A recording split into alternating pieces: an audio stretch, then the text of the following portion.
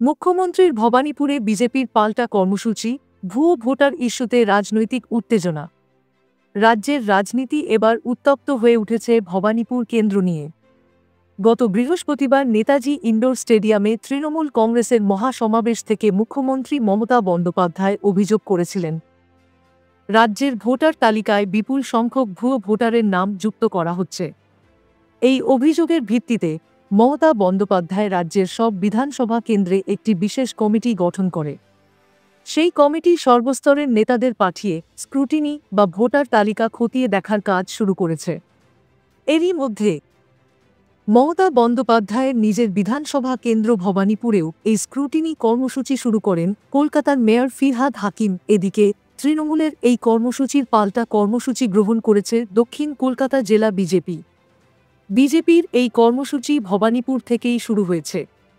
দলের পক্ষ থেকে একটি বার্তা দেওয়া হয়েছে, যেখানে বলা হয়েছে, যদি আপনি ভোটার তালিকা সংক্রান্ত কোনো সমস্যা অনুভব করেন অথবা আপনার নাম তালিকা থেকে বাদ পড়েছে, তবে আমাদের সঙ্গে দ্রুত যোগাযোগ করুন। এই বার্তাটি নিজের মোবাইল নম্বর সহ জেলা বিজেপির সাধারণ সম্পাদক ইন্দ্রজিৎ খটিক সর্বস্তরের নেতা কর্মীদের পাঠিয়েছেন। ইন্দ্রজিৎ খটিক, যিনি 2021 সালের ডিসেম্বরে কালীঘাটের 73 নম্বর ওয়ার্ডে বিজেপি প্রার্থী হিসেবে নির্বাচনে অংশ নিয়েছিলেন, তিনি জানান, আমরা শুধু ভবানীপুরেই নয়, দক্ষিণ কলকাতা লোকসভার অন্তর্গত রাসবিহারী, কোসবা, বেহালা পূর্ব ও বেহালা পশ্চিম কেন্দ্রেও এই কর্মসূচি শুরু করেছি। বালিগঞ্জ এবং কলকাতা বন্দর বিধানসভা কেন্দ্রেও এই কাজ ধীরগতিতে শুরু হয়েছে। তবে ভবানীপুরের দিকে আমাদের বিশেষ নজর রয়েছে।